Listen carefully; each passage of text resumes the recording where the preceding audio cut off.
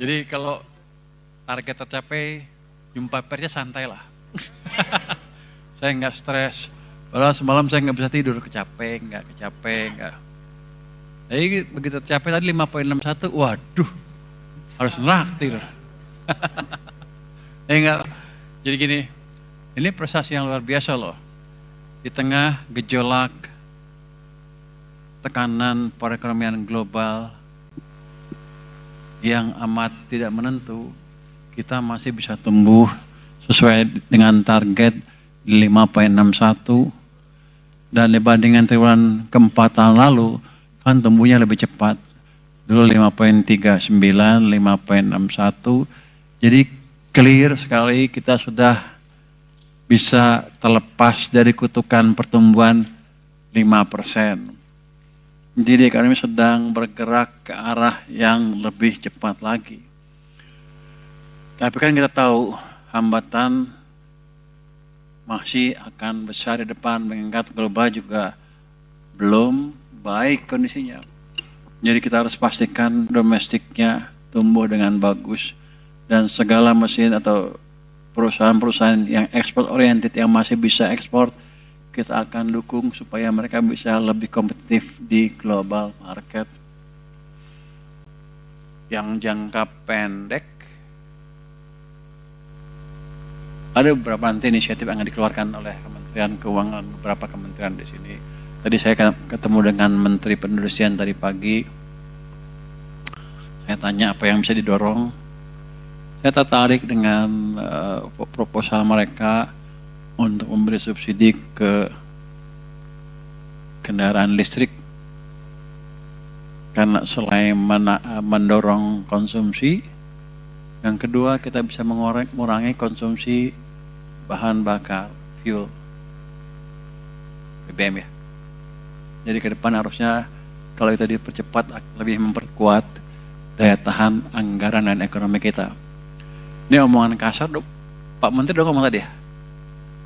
Udah cerita kira-kira kasar ya Pak Menteri Perindustrian kira-kira ya. Udah saya bocorin dikit boleh kan? Kalau gitu saya belum boleh ngomong dong. Boleh ya? Boleh gue ngomong kan ya? Kira-kira untuk mobil listrik, boleh diomongin? Biar aja gue menteri ini.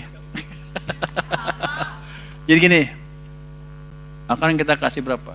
100.000? 100.000 mobil, subsidi mobil listrik 100.000 sampai bulan Oktober. Enggak, 100.000 pertama. Kalau habis, kita kasih lagi. Kalau habis, kita kasih lagi.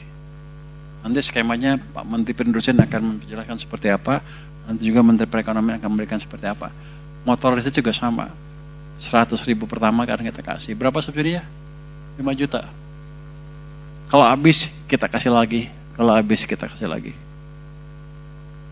Jadi untuk mendorong pertumbuhan ekonomi dalam jangka pendek ke depan, triwulan ketiga dan triwulan keempat, Juni awal harusnya mulai jalan. Itu salah satu kebijakan yang mungkin, gak tahu saya boleh omong lah, sudah didiskusikan, tapi nanti akan diumumkan lagi Pak Menteri Perindustrian, Pak Menteri Perekonomian, dan lain-lain. Tapi semangat kita adalah sekarang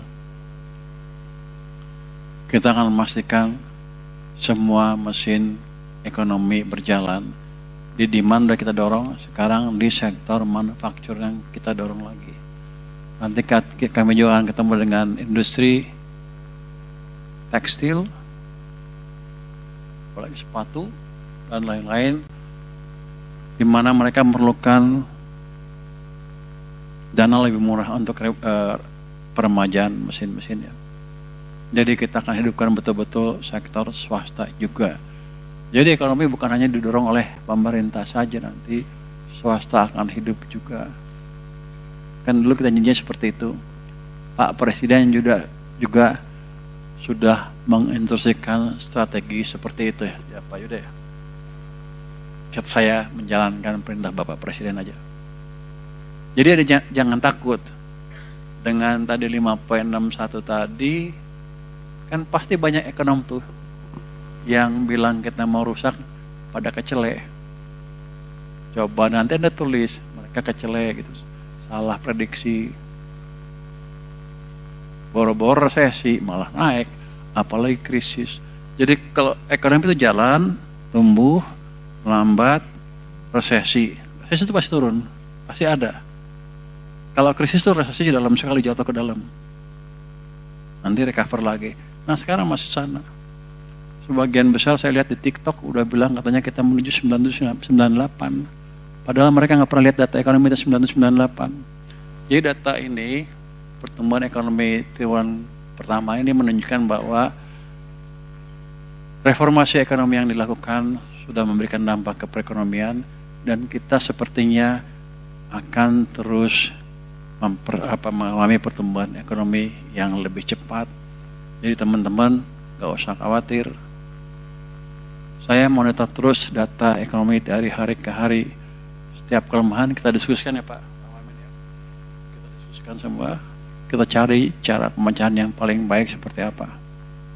Pemerintah enggak takut atau tidak ragu untuk invest untuk menjaga laju pertumbuhan ekonomi kita.